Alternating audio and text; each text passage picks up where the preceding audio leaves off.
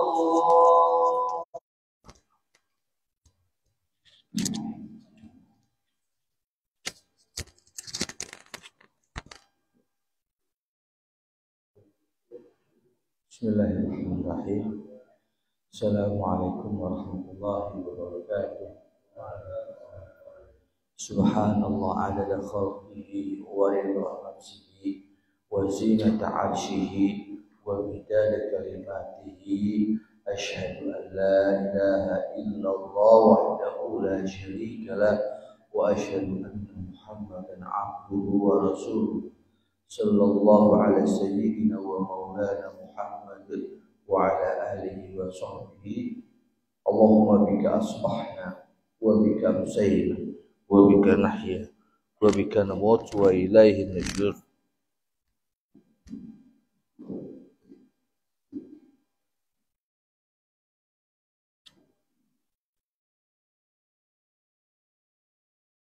Raditu billahi rabba wa bil islami dina wa bi Muhammadin nabiyya wa rasul. Allahumma aftah alaina futuhal arifin wa fahman zakiyin wa hifzal mursalin wa ilhamal malaikatil muqarrabin bi rahmatika ya arhamar rahimin. Rabbi zidna ilma warzuqna fahma. Allahumma arinal haqqa haqqa warzuqna tiba'ah wa arinal batila batila warzuqna istinabah. Amma ba'd. Hadirin jemaah yang dimuliakan Allah Subhanahu wa taala, bersyukur atas nikmat yang telah Allah berikan sehingga di waktu subuh yang mulia ini masih kita menyempatkan waktu untuk selalu hadir di waktu yang sangat mulia, di waktu subuh, sehingga kita kuatkan langkah kita, kita kuatkan semangat kita, sehingga Allah ampuni insyaallah, Allah maafkan, dan Allah berikan rahmat dan ampunannya buat kita semua. Amin ya rabbal alamin. Hadirin jamaah yang dimuliakan Allah Subhanahu wa taala, saya perlu sampaikan rasa mohon maaf saya kalaupun hari ini ada misinformasi, karena saya pikir dan saya rasa bahwa Ahad bulan ini ada 5 Ahad ya, maka patokannya Ahad keempat saya menyiapkan waktu untuk hadir. Kalaupun memang persepsinya tidak ada Ahad keempat, berarti hari ini tetap berjalan kegiatan kajian. Alhamdulillah. Jazakumullahu khairan katsiran jazaa. Baik, Bapak Ibu yang dirahmati Allah Subhanahu wa taala. Allah Subhanahu wa taala telah memberikan satu peringatan buat kita semuanya yang hidup, baik yang beriman ataupun yang tidak beriman, peringatan tentang hal kejadian-kejadian yang sifatnya uluhiyah atau imaniyah.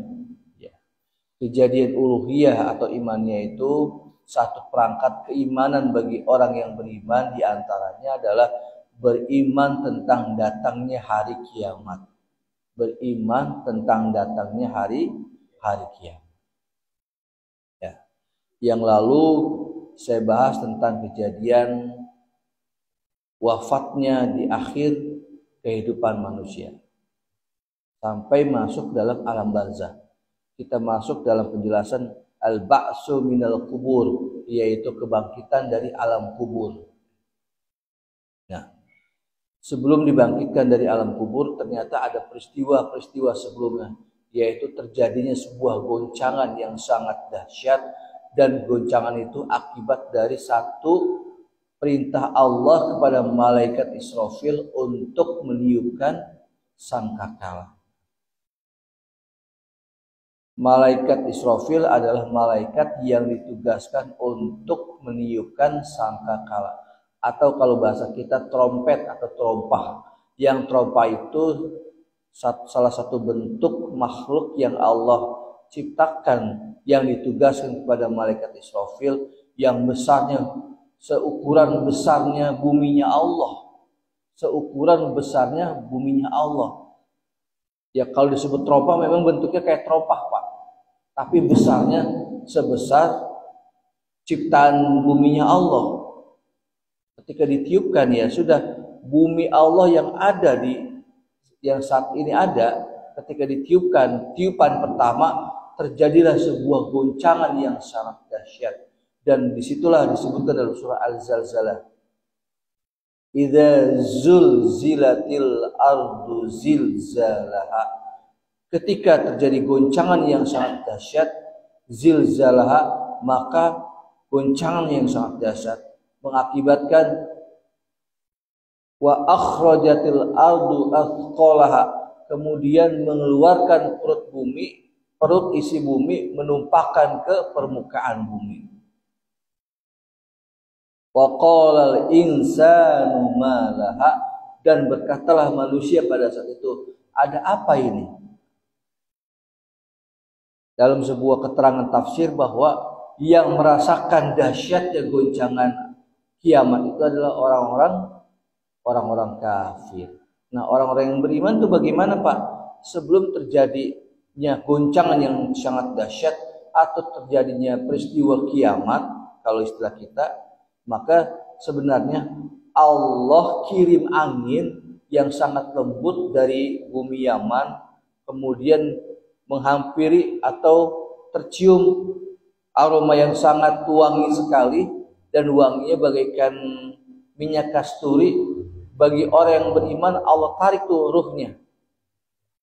Jadi sebelum terjadinya peristiwa kiamat, Allah kirimkan angin yang ditiupkan dari Yaman kepada orang yang beriman, kemudian ruhnya orang yang beriman ditarik secara pelan-pelan, pelan-pelan ditarik.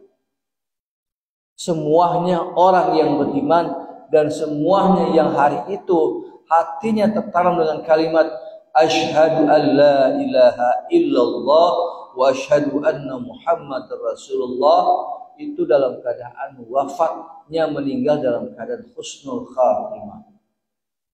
Artinya yang mengalami kejadian peristiwa hari kiamat itu hanya orang-orang kafir yang Allah sebutkan dalam ayat tadi, wa qalal insanu ma laha, dan berkatalah manusia. Manusia di situ ada al-kafir, orang kafir. Ada apa ini? Mereka nggak tahu karena nggak yakin dan nggak beriman, maka mereka bertanya, ada apa ini?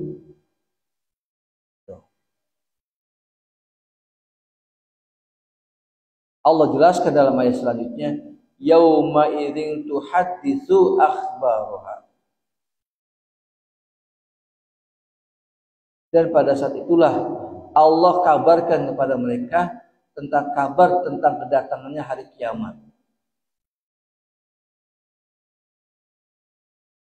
Bi anna rabbaka auha lah. Dan pada saat itulah Allah jelaskan keadaan sebenar-benarnya kejadian hari kiamat. Inilah hari yang dimana aku janjikan hari kiamat. Dan disitulah kemudian mereka terperangah. Oh, ini yang dimaksudkan hari kiamat, kata orang kafir pada saat itu. Kocar-kacir orang kafir pada saat itu. Bapak meninggalkan ibunya, ya, kemudian suami meninggalkan istri, istri meninggalkan suami, orang tua meninggalkan anak, anak meninggalkan orang tuanya, sampai demikian. Bahkan dalam ayat Al-Qiyamah Allah menyebutkan ainal mafar, di mana kau mencari tempat perlindungan? Tidak ada. Depan belakang hancur, samping kanan kiri hancur, semuanya hancur. Dan pada saat itulah mereka dalam keadaan panik dan 1000 kepanikan.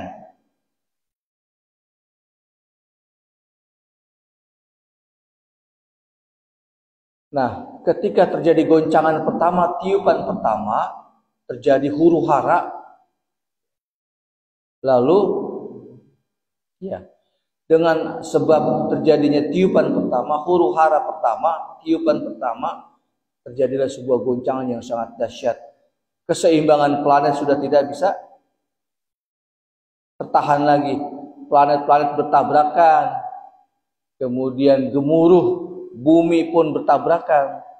Ketika terjadi tabrakan pada saat itu, terjadilah peristiwa kematian makhluk, ya. Meskipun belum tiupan kedua, karena akibat dari goncangan yang sangat dahsyat. Apakah itu tertimpa bangunan, apakah itu terpendam karena terjadinya sebuah zalzalah, goncangan. Lalu selama 40 hari dalam sebuah kitab Daqaiqul Akhbar dijelaskan bahwa antara tiupan pertama dengan tiupan kedua itu 40 hari menurut perkiraan kita, menurut perkiraan manusia. Tapi menurut perkiraan Allah, hitungan Allah itu sangat cepat terjadinya. Nah, udah rapi semua goncangan yang sangat dahsyat. Kemudian tiupan kedua, Allah izinkan kepada malaikat Israfil, wahai Israfil, tiupkan lagi. Tiupan yang kedua itu mengakibatkan semuanya dalam keadaan wafat, mati. Ya Allah, semuanya dalam keadaan mati. Itulah tiupan yang kedua. Di dalam surah Yasin kita baca gimana al-Fatihah? Wa nufikha fis suri fa idza hum, gimana Ustaz? Wa nufikha fis suri, halo?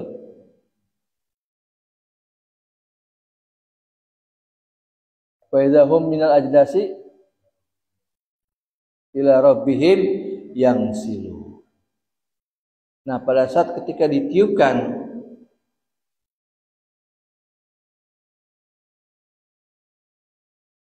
keadaan mereka dalam keadaan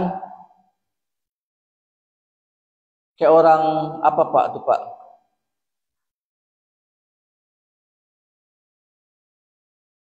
Apa namanya tuh? Linglung. Ila rabbihim yang silun. Udah yang pertama, goncangan pertama bikin orang panik, orang kafir panik. Kemudian yang kedua, karena saking paniknya dia nggak bisa bertahan lagi tuh goncangan yang kedua, ya udah mati semuanya dalam keadaan meninggal. Ya. Lalu apa yang terjadi selanjutnya? Ketika dalam keadaan mati, dan itulah ujung dari kehidupan manusia, ujung dari kehidupan manusia yang ditandai dengan hancurnya buminya Allah. Nah, yang perlu kita pahami di sini, buminya Allah itu kan bukan hanya bumi kita ini, Pak. Semuanya, Pluto, Merkurius, terus apa lagi?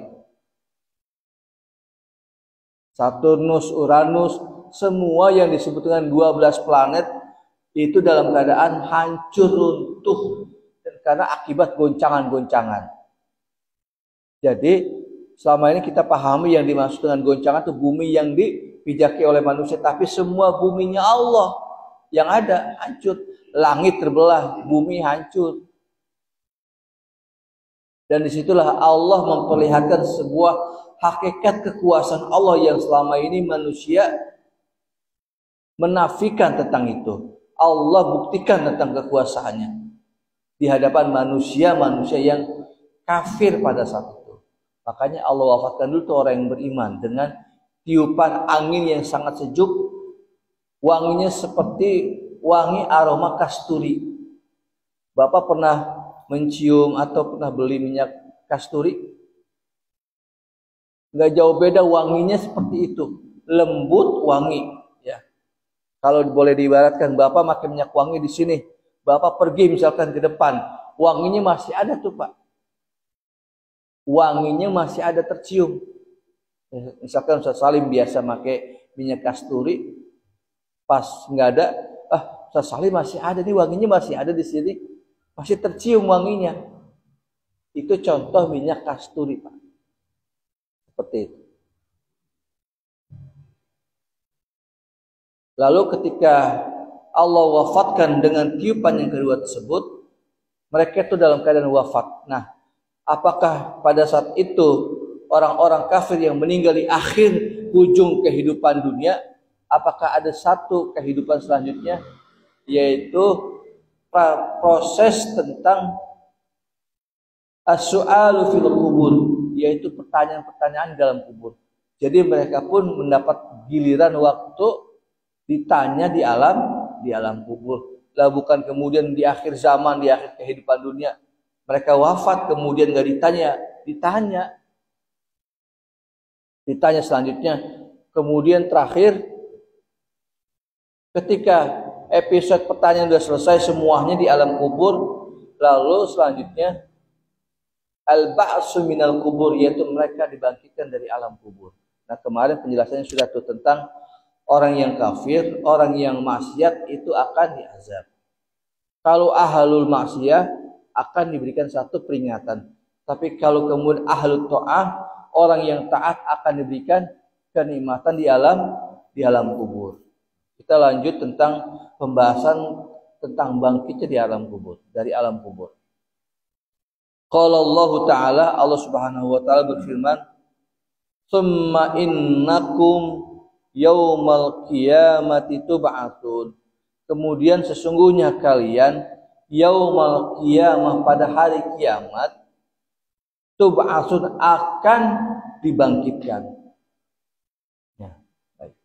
Kenapa disebutkan hari kiamat? Bahkan dalam sebuah hadis Nabi, malaikat pernah bertanya kepada Rasul, "Matas sa'ah?" Kapan terjadinya sa'ah? Sa'ah di situ waktu kejadian hari kiamat. Matas sa'ah. Lalu Rasul menyampaikan kembali kepada malaikat yang datang bertanya kepada Rasul pada saat itu.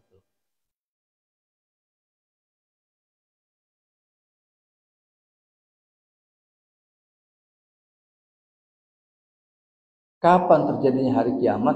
Rasul kemudian menjawab dengan redaksi yang sangat singkat,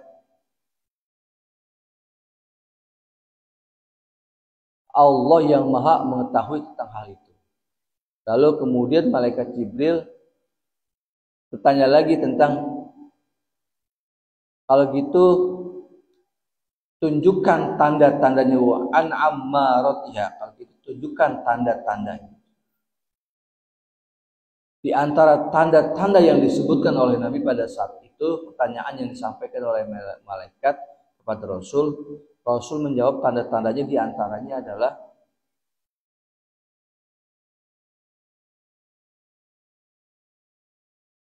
seseorang yang dia menggembala kambing dengan tidak berpakaian, juga tidak berpakaian sendal, tidak memakai sendal, compang-camping, tapi rumahnya yatatawaluna fil bunyan, rumahnya tinggi-tinggi bertingkat-tingkat. Seorang penggembala kambing yang dia pakaiannya juga compang-camping, nggak pakai sendal, tapi rumahnya megah-megah bertingkat-tingkat. Itu diantara tanda-tanda datangnya hari kiamat. Yang kedua disebutkan antalidal ummatu ammataha, nanti akan lahir seorang ibu, akan lahir seorang anak menjadi tuannya dari ibu-ibu tersebut. Subhanallah, Pak. Nanti di akhir zaman seorang anak dilahirkan, tapi dia malah menjadi seorang raja di rumah tersebut, padahal itu orang tuanya, ibunya. Ibu dan bapaknya bagaikan babu yang disuruh-suruh, melahirkan anak menjadi tuannya, melahirkan anak menjadi tuannya. Kalau sekarang bahasa kita, Pak, nih, kita udah seusia seorang kakek masih ngurusin cucu, kan begitu, Pak. Itu contoh doang nih mah ya, bukan kemudian kita disuruh-suruh. Emang kita mah karena saking sayang sama cucu, ya udah kita rawat, kita sayang seperti anak kita, begitu, Pak. Bahkan nanti akhir zaman lebih dahsyat dari itu, kita bagaikan seorang babu yang disuruh-suruh, yang kemudian dicaci maki, diomelin, karena kita nggak bisa punya apa-apa, nggak punya kekuatan, karena yang kekuatan miliknya adalah anak yang menjadi raja di rumah tangganya, padahal rumah tangga itu rumah tangga bapaknya. Subhanallah. Dan itu tanda-tandanya, Pak. Jadi tanda-tanda pertama itu, yang pertama, seseorang yang penggembala kambing, dia menggembala kambing tiap hari, kemudian pakainya compang-camping, sendalnya pun sendal yang sangat, kalau kita pikir mah nggak cocok lah jadi orang kaya, kan begitu, Pak. Tapi rumahnya bertingkat-tingkat, Pak. Dalam sebuah keterangan saya baca di dalam keterangan hadis Majalis Saniyah, kenapa terjadi seperti itu? Karena yang mereka ambil, yang mereka miliki harta dari harta rampasan, Pak. Yang mereka miliki dari harta rampasan. Yang mereka miliki dari harta rampasan, kemudian mereka kumpul, mereka tumpuk-tumpuk menjadi kaya, kemudian rumahnya besar dan besar. Dia mempunyai kekuatan dan kekuasaan pada saat itu sehingga orang-orang biasa tidak terberdaya untuk melakukannya. Karena dia punya kekuatan, dia punya kekuasaan, sehingga dia berbuat semena-menanya. Dan begitulah kehidupan akhir zaman seperti itu yang saya baca dalam kitab Majalis Saniyah. Ya. Lalu banyak tanda-tanda selanjutnya. Ya, kalau kita sebutkan ada 10 tanda-tanda datangnya hari kiamat. Di antaranya tadi itu, Pak. Ya, hadis yang sangat singkat yang disebutkan dalam hadis Arba'in Nawawi. Diajarkan di sini Ustaz Arba'in Nawawi? Belum.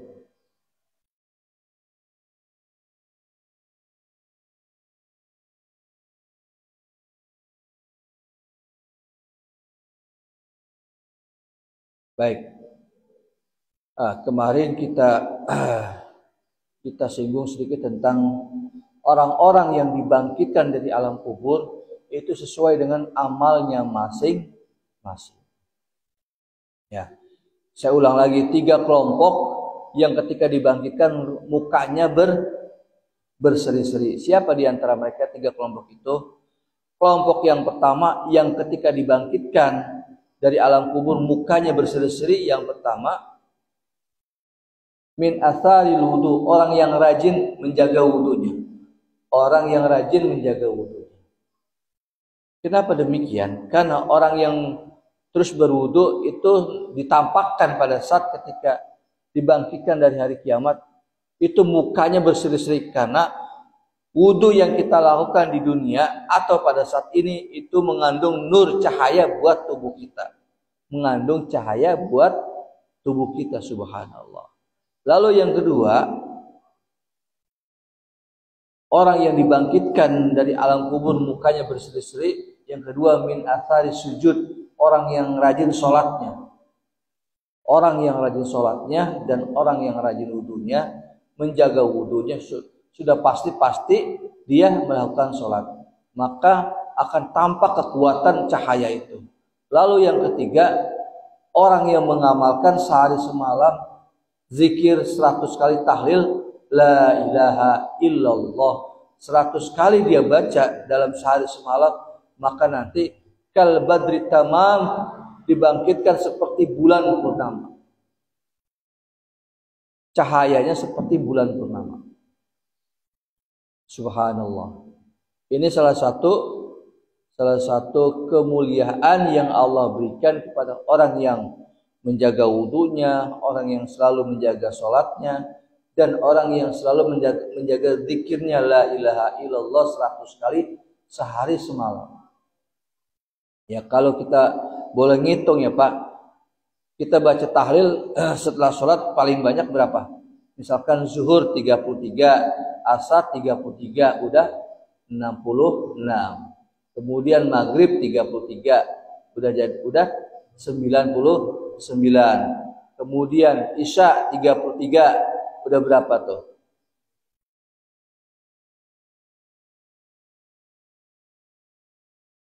Udah lebih tuh Pak ya. Kalau kita baca setiap waktu 33. Apalagi kalau kita baca misalkan satu waktu atau satu hari 100 kali, maka insya Allah jaminannya nanti dibangkitkan dari alam kubur seperti bulan purnama cahaya. Itu keterangan yang saya baca dalam kitab Lubabul Hadis yang diterangkan dalam kitab Majalis Saniyah. Begitu keterangannya. Baik, kita lanjutkan ayat selanjutnya. Wa qala Allah Ta'ala, Allahu yabdul khalqa, Allah yang menciptakan awal tentang makhluknya, thumma yu'iduhu, kemudian Allah kembalikan makhluk ciptaan Allah, thumma ilahi turja'un, kemudian semuanya dikembalikan ke sisi Allah, ke sisi Allah. Nah, yang dikembalikan itu adalah ruh-ruh orang yang beriman dengan panggilan-panggilan yang sangat mulia dengan kalimat ya ayyatuhan nafsul mutmainnah irji'i ila rabbiki radiyatan mardiyah fadkhuli fi ibadi wadkhuli jannati. Nah, jadi ruhnya orang yang beriman itu kata Allah dalam ayat di penghujung surah Al-Fajr itu panggilannya sangat mulia sekali. Wahai jiwa-jiwa yang tenang. Ruh-ruhnya orang yang beriman itu panggilannya dengan panggilan yang sangat mulia. Wahai jiwa-jiwa yang tenang, kembalilah kepadaku dalam keadaan yang Allah ridhai. Maka ruhnya orang yang beriman itu ruhnya dalam keadaan Allah ridhai. Kenapa? Karena pada semasa hidupnya dia taat, dia baik, dan dia menjalankan perintah Allah dan menyempurnakan sunnah Rasul-Rasulnya. Maka panggilan dengan sangat mulia. Wahai jiwa-jiwa yang tenang. Irji'i, kembalilah ila irji'i ila rabbika mardiyah. Kepada Tuhanmu dalam keadaan Allah ridhai. Nah, di sini ada uraian ulama, ternyata jiwa itu terbagi menjadi 3. Ada jiwa mutmainnah, ada jiwa ammarah, ada jiwa lawamah. Nah, ini saya ulang kembali. Jiwa lawamah, jiwa ammarah itu miliknya orang yang tidak beriman. Tapi jiwa al-mutmainnah itulah miliknya orang yang beriman. Kenapa demikian? Karena begitu dahsyatnya ujian orang yang beriman dan bahkan dahsyatnya ujian manusia yang Allah beri dengan dia diberikan kekuatan akal untuk berpikir, diberikan kekuatan kalbu untuk menfilter, dan diberikan kekuatan nafsu untuk mendorong semangat kehidupan. Nah, ketika nafsu yang Allah berikan dalam diri kita kemudian tidak bisa difasilitasi dengan menundukkan kekuatan-kekuatan iman, maka terjadi kegoncangan, kelabilan dalam kehidupan manusia. Maka di antara rahmat yang Allah berikan kepada manusia dengan bentuk apa? Dengan bentuk kekuatan iman. Allah anugerahkan kekuatan iman di dalam hatinya orang-orang yang beriman. Maka hatinya orang-orang yang beriman, sebagaimana disebutkan di dalam surah Al-Fat ayat 4 dan 5, hatinya orang yang beriman itu diberikan ketenangan, diberikan kebahagiaan, kesenangan untuk taat, kesenangan untuk berbuat baik, dan Allah jamin orang-orang yang beriman, baik laki-laki maupun perempuan, sudah disediakan surga Darussalam. Ini yang menjadi satu kemuliaannya, hatinya orang yang beriman diberikan ketenangan, diberikan kebahagiaan. Tapi kalau hatinya orang-orang kafir itu diberikan keputusasaan,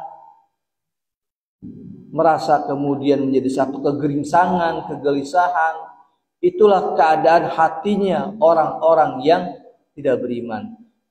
Kalaupun secara kasat mata kelihatan senang dan bahagia, padahal hatinya mereka itu dalam keadaan rapuh, dalam keadaan rusak, dalam keadaan rontok.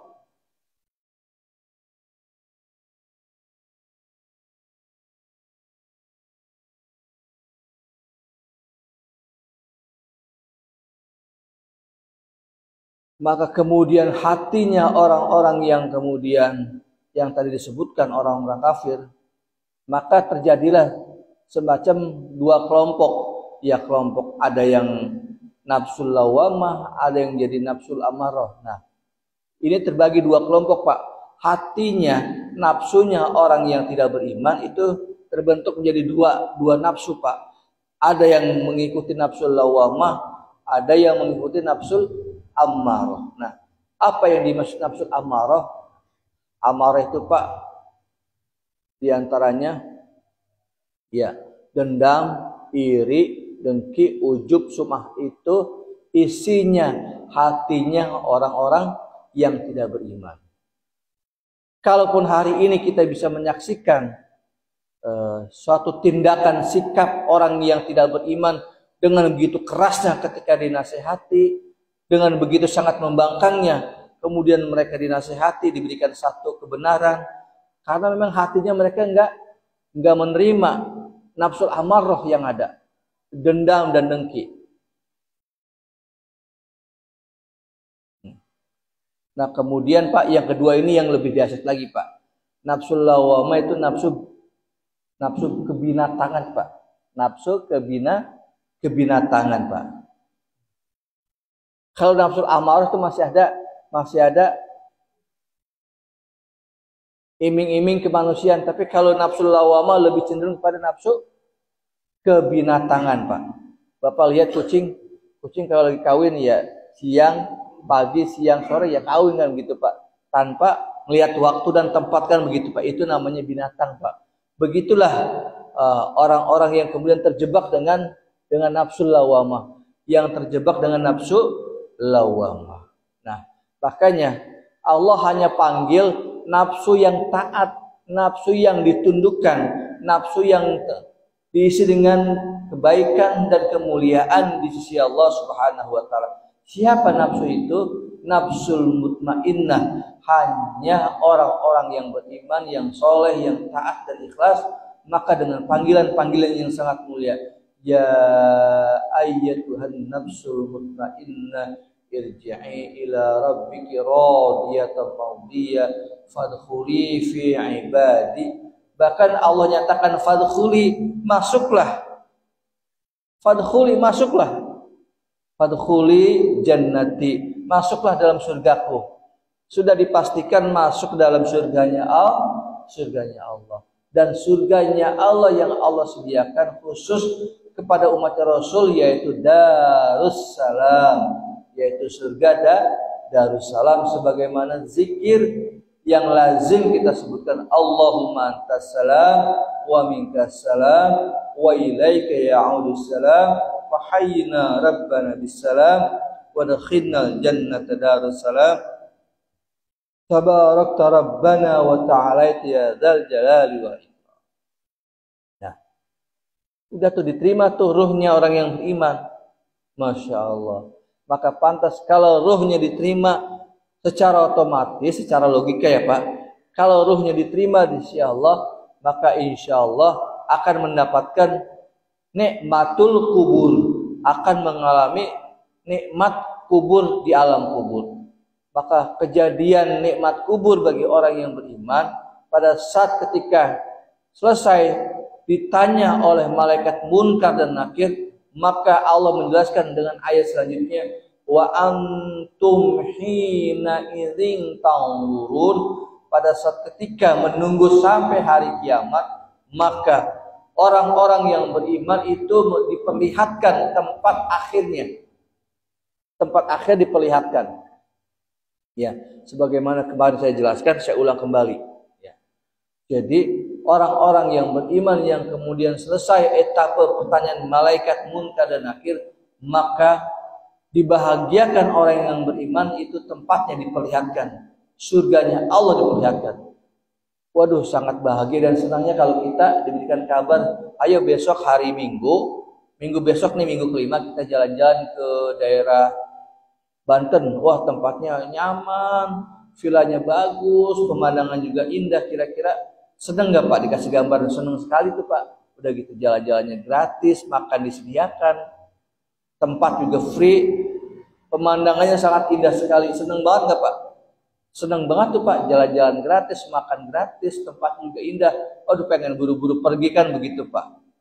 Sama halnya ketika Allah berikan kabar kepada orang yang beriman, wa basyiril ladzina amanu wa amilus solihati anna lahum jannatin tajri min tahtil anhar kullama ruziqu minha min thamaratir rizqan qalu hadzal ladzi rizqna min qabl wa utubihi mutasyabiha wa lahum fiha azwajun mutahharatu wa hum fiha khalidun. Ya. Jadi nanti Pak, Ada penduduk neraka permanen, ada penduduk surga permanen. Kalau dia masuk surga pasti permanen, Pak. Tapi kalau orang yang masuk ke neraka belum tentu permanen. Ada juga yang cuma sementara untuk ngilangin dosanya, kesalahannya sudah bersih, kemudian dicelupkan di telaga Al-Kautsar, dibersihin lagi tuh dosa-dosanya, bersih lagi, cemerlang lagi, dan keluarkan cahaya, dimasukkan ke dalam surganya Allah Subhanahu wa taala. Ya. Saya sedikit cerita tentang ada sebuah keterangan bahwa ada penduduk surga yang terakhir masuk dalam surga, lalu dikeluarkan dari pintu neraka. Tapi anehnya, badannya mah sudah keluar dari pintu neraka, tapi kepalanya masih nengokin neraka.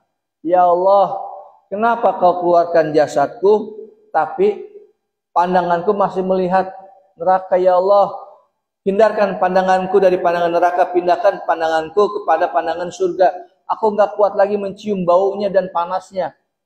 Sampai badannya retak akibat panas dan mukanya atau matanya mengeluarkan keringat darah. Karena saking mencium bau aroma seperti bangkai. Ya Allah, alihkan pandanganku dari neraka ini ke pandangan surga. Kata Allah, baik, kau berjanji kalau aku tepati kamu nggak minta lagi. Ya Allah, aku berjanji aku nggak minta lagi. Ya Allah, kau maha kuasa dan kau maha segalanya. Akhirnya pandangannya dialihkan ke arah surga. Nah, ketika pandangannya dialihkan di hadapan surga, maka pintu surga itu sedikit terbuka, keluarkah aroma yang sangat sejuk, yang sangat wangi, kemudian membangkitkan kekuatan untuk cepat-cepat masuk dalam surga. Ya Allah, kenapa kau masukkan langsung ke dalam surgamu? Kenapa kau masih tetapkan aku di sini, ya Allah? Tadi kan aku bilang, kau nggak mau tanya lagi, nggak minta lagi. Kenapa kau minta lagi? Ya Allah, udahlah. Sekarang ini aku minta agar cepat-cepat dimasukkan ke dalam surgamu. Ya Allah, aku nggak tahan lagi ini aromanya. Dan aku lihat mereka sangat bahagia sekali. Taman-tamannya juga sangat indah sekali. Ya Allah, masukkan aku ke dalam surgamu, ya Allah. Janji ya, nggak boleh minta lagi ya. Allah uji tuh orang yang terakhir masuk dalam surganya Allah Subhanahu wa taala. Lalu ketika Allah minta perjanjian kepada hamba ini, kemudian hamba ini malah bilang, ya Allah, aku berjanji nggak minta lagi ya Allah, tapi kau masukkan dulu ke dalam surgamu ya Allah. Akhirnya apa kejadian itu? Allah tertawa terbahak-bahak. Allah tertawa. Ya Allah, kenapa kau memperolok-olokku ya Allah? Sampai begitulah beriwayat panjang Pak riwayatnya Pak. Bukan kau maha kuasa, maha kuat dan maha segalanya. Tinggal kau masukkan aku ke dalam surgamu. Kenapa kau memperolokkan aku ya Allah? Demikianlah kejadian orang yang terakhir masuk dalam surganya Allah. Dan akhirnya juga masuk juga ke dalam surganya Allah. Sebelum masuk dalam surganya Allah, orang ini dicelupkan dulu di telaga Kautsar. Dibersihkan dulu cemongnya, baunya. Kemudian masuk ke dalam surganya Allah dalam keadaan bersih dan dalam keadaan bersinar-sinar. Dan pada saat masuk, dia bingung Pak. Kok masuk di depan pintu surga? Dia lihat depan pintu surga ada pohon yang sangat besar, buahnya bergelayutan. Ya Allah, kenapa enggak aku langsung masukkan ke dalam surganya-Mu ya Allah? Yang bidadari-bidadarinya sudah menunggu lama, yang cantik-cantik, yang begitu sangat dahsyat, indahnya, cantiknya. Allah masih uji tuh hamba tersebut. Tapi enggak lama Allah masukkan dalam surga itu sendiri, di dalam tempat surganya yang Allah janjikan dalam surga itu.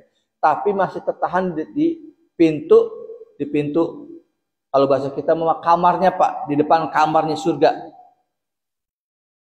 Aku lihat ya Allah, di depan surga itu buah-buahnya bergelayutan dan sungai-sungainya mengalir. Ya Allah, sangat indah sekali. Ya Allah, kenapa enggak kau masukkan sekalian ke dalam itu ya Allah?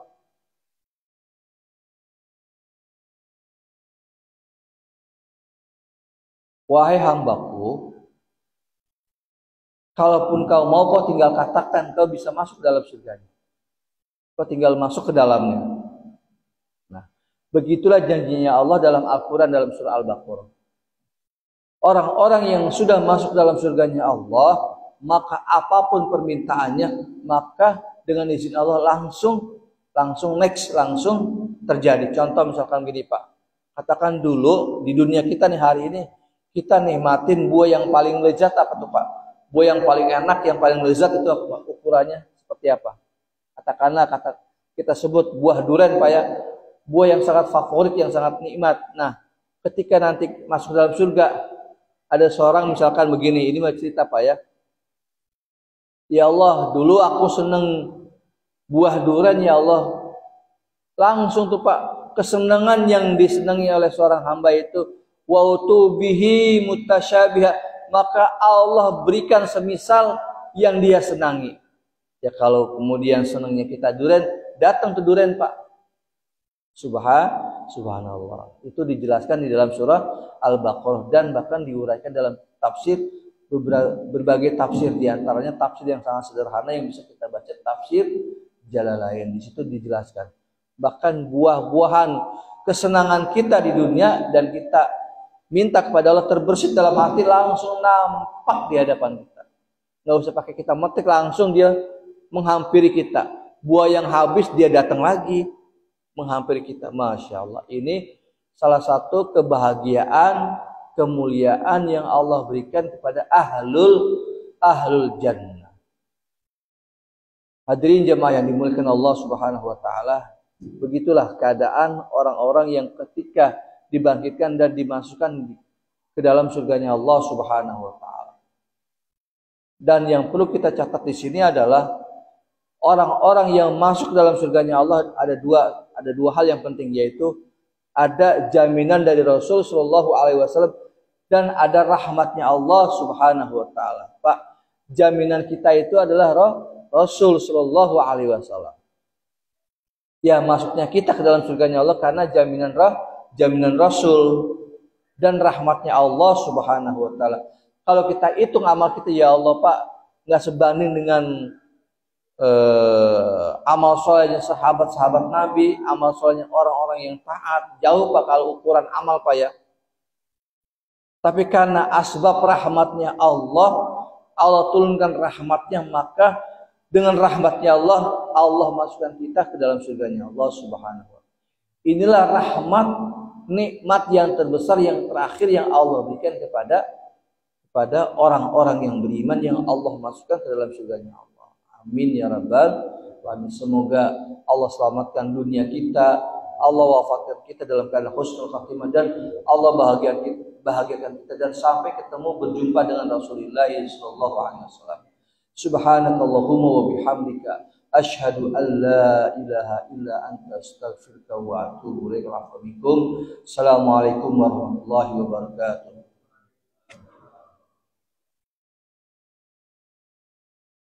Jazakallahu khairan. Saya telah menyampaikan kajiannya cukup luas.